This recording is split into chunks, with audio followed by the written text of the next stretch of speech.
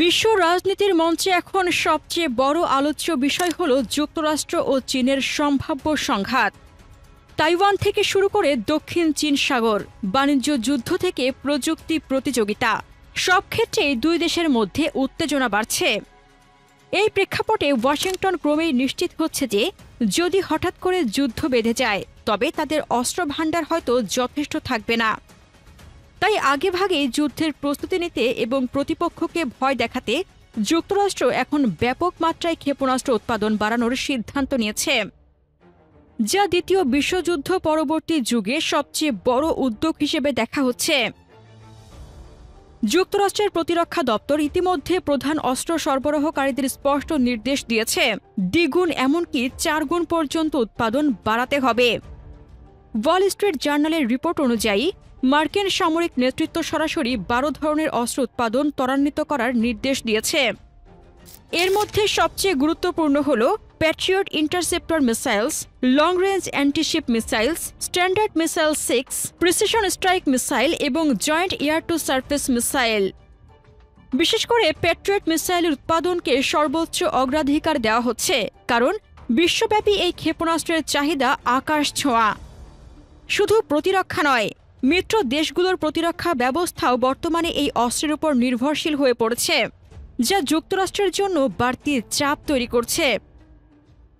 খবরে জানা যায়, সাম্প্রতিক সময়ে মার্কিন উপপ্রতিরক্ষা মন্ত্রী স্টিভ ফেইনবার্গ নিজে সরাসরি এই উদ্যোগের নেতৃত্ব দিচ্ছেন। মিউনিশনস প্রোডাকশন অ্যাসেলারেশন কাউন্সিল নামের বিশেষ কাউন্সিল গঠন করে তিনি প্রতি সপ্তাহে কোম্পানিগুলোর প্রধান নির্বাহীদের সঙ্গে ফোনে বৈঠক করছেন। জুন মাসে পেন্টাগন এক গোলটেবিল বৈঠকের আয়োজন করে, যেখানে উপস্থিত ছিলেন প্রতিরক্ষা মন্ত্রী Pete Hegseth, joint chief of স্টাফের চেয়ারম্যান জেনারেল ড্যান কেইন এবং বড় বড় অস্ত্র নির্মাতা প্রতিষ্ঠানের কর্তা ব্যক্তিরা। এসব বৈঠকে শুধু উৎপাদন নয়, কাঁচামালের সরবরাহ, নতুন কারখানা স্থাপন এবং শ্রমশক্তি প্রশিক্ষণের মতো বিষয়ও আলোচনায় এসেছে। এতে বোঝা যায় যুক্তরাষ্ট্র কেবল অস্থায়ী নয়, বরং দীর্ঘমেয়াদী উৎপাদন ব্যবস্থার দিকে এগোচ্ছে। শুধু যুক্তরাষ্ট্র নয়, মিত্র রাষ্ট্রগুলোতেও মার্কিন অস্ত্রের বিপুল চাহিদা তৈরি হয়েছে। ইউক্রেন যুদ্ধ, মধ্যপ্রাচ্যের অস্থিরতা এবং ইসরায়েল ইরান সংঘাতের মতো পরিস্থিতি ওয়াশিংটনের উপর বিশাল চাপ তৈরি করেছে। উদাহরণস্বরূপ, জুন মাসে ইসরায়েল যখন 12 দিনের যুদ্ধে ইরানের মুখোমুখি হয়েছিল, তখন তারা প্রায় ইন্টারসেপ্টর পুড়িয়ে ফেলেছিল। যুক্তরাষ্ট্র তখনই নিজের ভাণ্ডার থেকে ইসরায়েলকে অস্ত্র সরবরাহ করে। এতে ওয়াশিংটনের নিজস্ব মজুদ কমতে থাকে, যা ভবিষ্যৎ যুদ্ধ পরিস্থিতির জন্য অস্বস্তিকর সংকেত। একই সঙ্গে ন্যাটোর সদস্য রাষ্ট্রগুলো ইউক্রেনের সহায়তার কারণে মার্কিন ক্ষেপণাস্ত্রের জন্য চাহিদা বাড়াচ্ছে, ফলে যুক্তরাষ্ট্রকে একসঙ্গে বহু ফ্রন্ট সামলাতে হচ্ছে। যদিও ওয়াশিংটন দ্রুত উৎপাদন বৃদ্ধির নির্দেশ দিয়েছে, তবুও বড় অস্ত্র নির্মাতারা এর বাস্তবতা নিয়ে প্রশ্ন তুলছেন।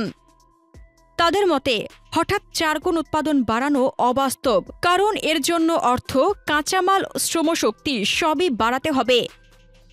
অনেক কোম্পানি আশঙ্কা করছে, সরকার যদি আগে থেকেই অর্থ বরাদ্দ না দেয়, তবে অতিরিক্ত বিনিয়োগ করে তারা মারাত্মক ক্ষতির মুখে পড়তে পারে। এছাড়া শ্রমশক্তি ঘাটতি, প্রযুক্তি উন্নয়ন ও নতুন সরঞ্জাম স্থাপনেও বিলম্ব হচ্ছে। নির্মাতারা মনে করছেন, তড়িঘড়ি করে এই পরিকল্পনা চাপিয়ে দিলে স্বাভাবিক উৎপাদন ব্যবস্থাও ব্যাহত হতে পারে, যা দীর্ঘমেয়াদে আরও বড় সমস্যার জন্ম দেবে।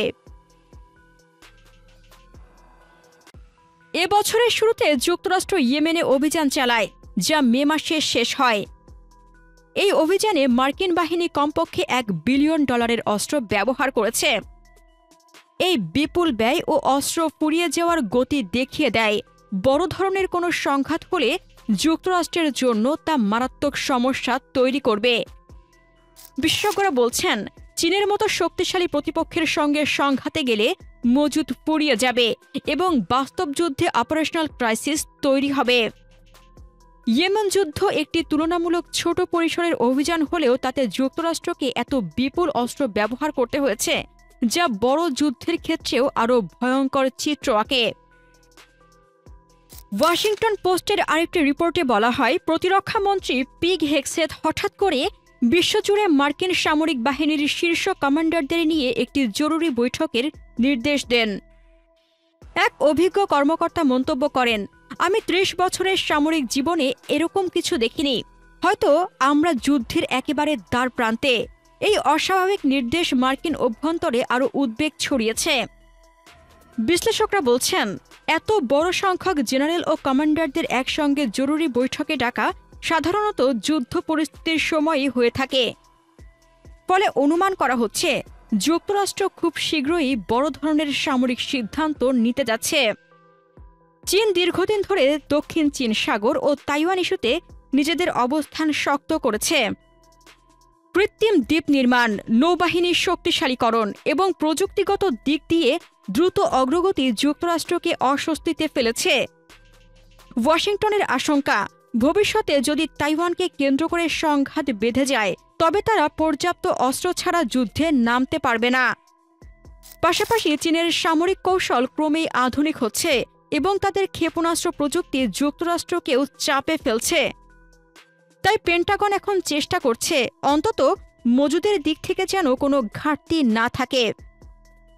এক্ষেত্রে মিত্র রাষ্ট্রগুলোকেও বার্তা দেওয়া হচ্ছে যে যুদ্ধের প্রস্তুতি শুধু চীনের জন্য নয়, বরং গোটা এশিয়া প্রশান্ত মহাসাগরীয় অঞ্চলের নিরাপত্তার সঙ্গেই জড়িত। সব মিলিয়ে বলা যায়, যুক্তরাষ্ট্র এখন এক অস্বস্তিকর বাস্তবতার মুখে। একদিকে বিশ্বজুড়ে মিত্র দেশগুলোর চাহিদা, অন্যদিকে নিজেদের মজুদ ধরে রাখা, এই দুই চাপ সামলাতে হিমশিম খাচ্ছে ওয়াশিংটন। চীনের সাথে সম্ভাব্য যুদ্ধের প্রেক্ষাপটে পেন্টাগনের এই প্রস্তুতি স্পষ্ট ইঙ্গিত দিচ্ছে বিশ্ব দ্রুত নতুন এক স্নায়ু যুদ্ধের দিকে এগোচ্ছে, আর তার কেন্দ্রবিন্দুতে থাকবে যুক্তরাষ্ট্র ও চীন। ইতিহাসের অভিজ্ঞতা বলছে, অতিরিক্ত অস্ত্র প্রতিযোগিতা প্রায়ই বড় ধরনের সংঘাত ডেকে আনে। প্রিয় দর্শক, এই প্রতিযোগিতা কি নতুন এক বৈশ্বিক যুদ্ধের সূচনা করবে, নাকি কেবল ভীতি প্রদর্শনের মধ্যেই সীমাবদ্ধ থাকবে? আপনার মতামত কমেন্টে জানান। চীন আমেরিকার সামরিক শক্তি নিয়ে আরও জানতে আমাদের চ্যানেলটির ভিডিও ট্যাব থেকে ঘুরে আসুন। এই ভিডিওটি ভালো লাগলে লাইক বাটনে ক্লিক করুন। ভিডিওটি আপনার বন্ধুদের সাথে শেয়ার করে তাদেরকেও ভিডিওটি দেখার সুযোগ করে দিন। ধন্যবাদ।